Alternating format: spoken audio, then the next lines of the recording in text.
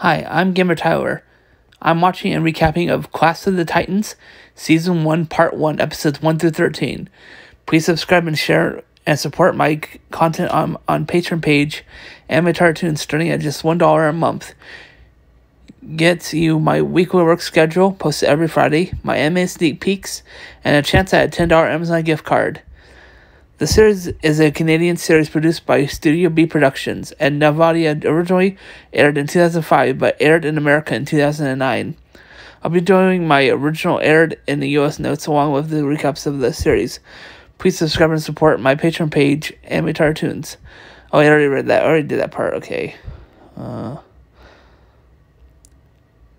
get a chance at a $10 Amazon gift card if you all need is 500 plus supporters by November 30th, 2023. Now to the recap. Episode 1. Chaos 101, Part 1 of 3. It's New Year's Eve, and Cronus escapes from Tartarus. When he learns of the prophecy, Cronus frees the giants and unleashes the fearsome Typhonius in order to stop Jay, Harry, and Atlanta from discovering their destiny. Episode 2. Thea, Odie, and Archie arrive to find Olympia hit with a power blackout. When the heroes investigate, they find out and defeat the Typhonius, but not before Cronus sets this diabolical plan in motion. In the end of the world, we know. Episode 3. Neil nearly sided with Cronus, believing the god to be a top agent in the entertainment industry before the Olympians got to him. Neil was first seen on a billboard before the heroes of Cronus finds him. The team later sees his image on an ad on the side of a bus before meeting him. His name is first mentioned by Hera, who advises the others that he's not exactly an invincible warrior, but he does have a uniqueness and qualities that are unique. His mentor, Aphrodite, was supposed to bring him to the school, but either forgot or didn't bother. Instead of advertising the heroes that he was having fun in the city somewhere, Aphrodite didn't know exactly where he was, so she sent the heroes to see the Oracle. After speaking to the Oracle, the heroes find him at a photo shoot at the train yard. But Cronus finds Neil first, convinces the model to come with him, while the heroes fight Cronus, the giants, in which they end up defeating. Episode 4. Man's Worst Enemy. Cerberus, the three-headed dog that guards the underworld, is loose, and the kids guess that it was Cronus who set him free. So he's causing chaos in the city, and they learn that Chiron, from Chiron, that there are only two ways to calm him: cake and music. Music works best but it can't be any music. It has to be the music from Orpheus's lyre. The problem is that none of them can play such an outdated, dorky instrument. Actually, Thesia can. It's that one, the girl with the red hair. I can't remember her name exactly. I can't say her name correctly. So the Titans split into teams. Jay, Archie, and Thesia go down to the underworld to retrieve the Orpheus's lottery, and the others get to stay and distract probably catch Cerberus. Joy for them. First, they try luring Cerberus into a trap set by Odie with cake, which leads to success, at least until Cerberus digs his way out. Back to the drawing board. The others three pay the boatman Charon to take them to the gates of the underworld. As they go to the walk-through, only Theseus makes it before the gates shut fast. Here's Cronus, and here's Cronus, and he's coming to the same reason they have. He promises Theseus that he won't kill his friends if she brings the wire to him. After a short hesitation, Jay tells Theseus to go. They'll be fine. While they wait, Theseus returns. They learn that it was Cronus who set Cerberus free, but he can't control him. He needs the wire thus before he's here. Theseus walks through a beautiful paradise of erosion fields, searching for Orpheus. Eventually, she finds him lying on the side, playing his lyre as she approaches him in the mistakes for her for his dead wife, Eurydice. Begins to call her his beloved. It's only with this false identity that she gains the lyre from him, and off she goes back to the gates. Little does she know that Orpheus is not gone for good. As she reaches the gates, Cronus is ready to snatch the lyre from Thea.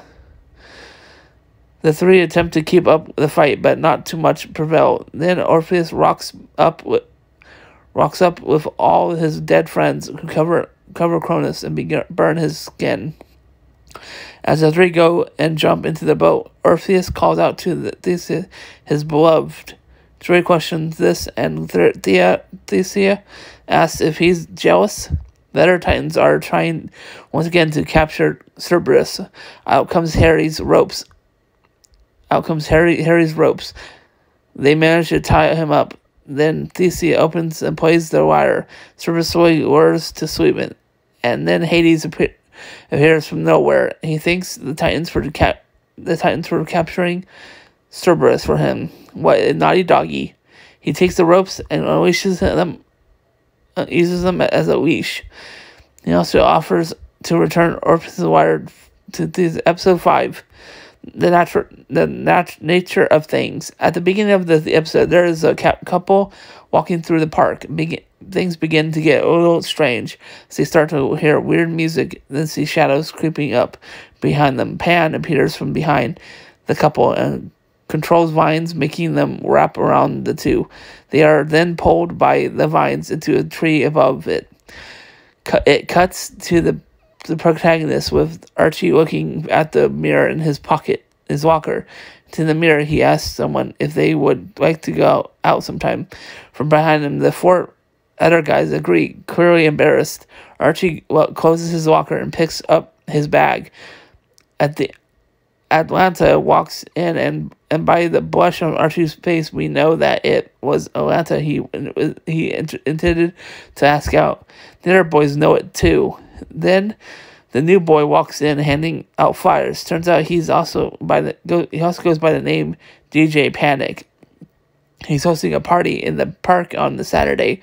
Seems that Atlanta is very taken with the new boy, and Archie notices this, causing an instant dislike to DJ Panic.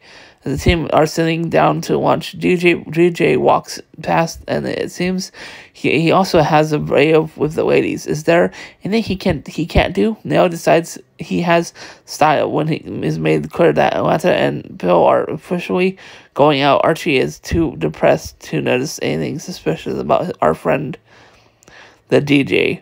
But Theseus does, dragging Neo along with her. Theseus decides to visit the DJ at the cottage and finds him making out with another girl from their school. They decide to run for it before they're found out, but the DJ wraps them up with his vine skills instead, and they go to join the couple in the trees. Next day, also the day of DJ Panic's infamous party, Jay notices that Neil and Theseus didn't come home. Atlanta tells him that not to worry about and goes off to help the DJ with his party. When she's there,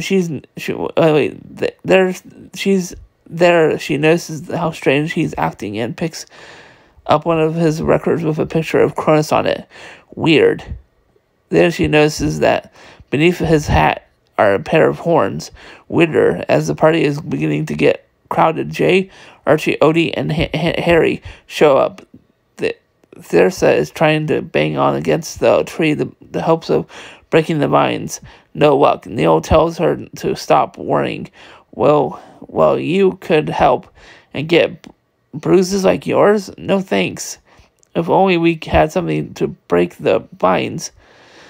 Well, Neil's nail file would work perfectly. This skillfully retrieves the file from Neil's pocket and begins to breaking through the vines.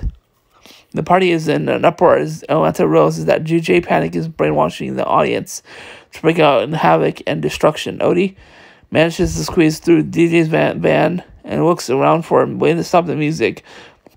Everyone else, including the new Free, Disa, and Neil, go around trying to break up the fights.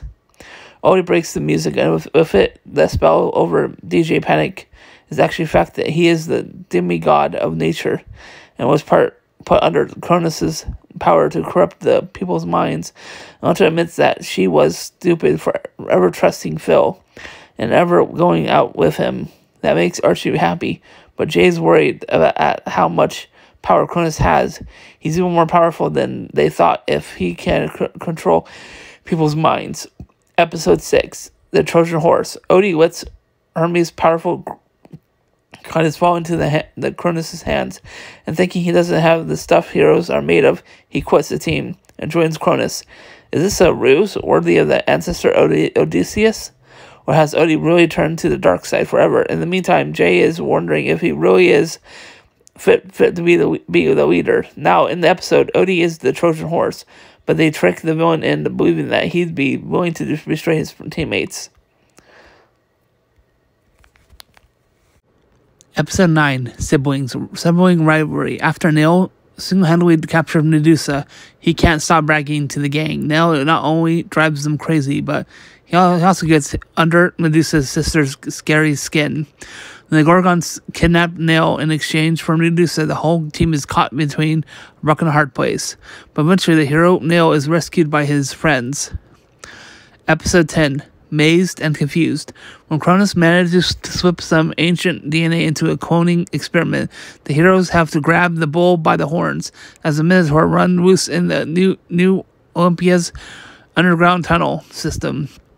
To defeat them, though, Odie has to get over his claustrophobia and help the others out of a tight spot. In the end, the heroes are again triumphant, but still, Cronus is on the loose. Episode 11, Field of Nightmares. Cronus awakens a descendant of Medea, and Jay feels the fury of a witch his ancestor Jason once scorned. Of course, Medea isn't alone. She has an army of Amazons covering her back. Hopefully, Jay will realize in time he has an army of his own in their back pocket. Spartan warriors, the heroes are once again triumphant against Cronus' attacks, but will they succeed? Episode 12, Prisoner Campo, the jailer of Tartarus, attempts to forcibly use the Titans to recapture Cronus. At the same time, Cronus captures Harry's grandmother to lure him to the temple of Prometheus, where Prometheus was chained and had his liver pecked out by a giant bird. The heroes are again successful at thwarting Cronus. Episode 13, Little Box of Horrors. Archie's curiosity gets the better of him, and he opens Pandora's box, unleashing a horrible plague and little hope. But when at Atlanta, Odie and finally Harry are infected, the plague threatens the city's water supply. It's Archie's ancestry that proves the only way of hope. Hi, thanks so much for watching the video. I'll have season 1 part 2, episodes 14 through 26 out soon as I can. It takes time, but currently working on my other project, Adventure Time season 5. As writing this, I'm only finishing watching episodes 1 through 14. There's still 38 episodes left. Then I'll have to record the audio recording, my script recap, and that'll take about 9 days to complete. I record 6 episodes a day. That's only one of the reasons I decided to do more than one series, because I know that the video wouldn't be available for a while. This video took me 7 days to watch and 2 days for recording and editing. I hope you have enjoyed it. Please consider subscribing to my channel and support me on my channel on Patreon page, Inventar Tunes. Starting at just $1 a month, you get my weekly work schedule posted every Friday, animated sneak peeks at new animated videos, and a chance at a $10 Amazon gift card. Please subscribe and support. And also for the Amazon gift card, I need 500 plus supporters by November 30th, 2023. I'll be giving it, and that will be for the contest. Thanks so much for watching. See you next time. Bye for now. See you again. Bye.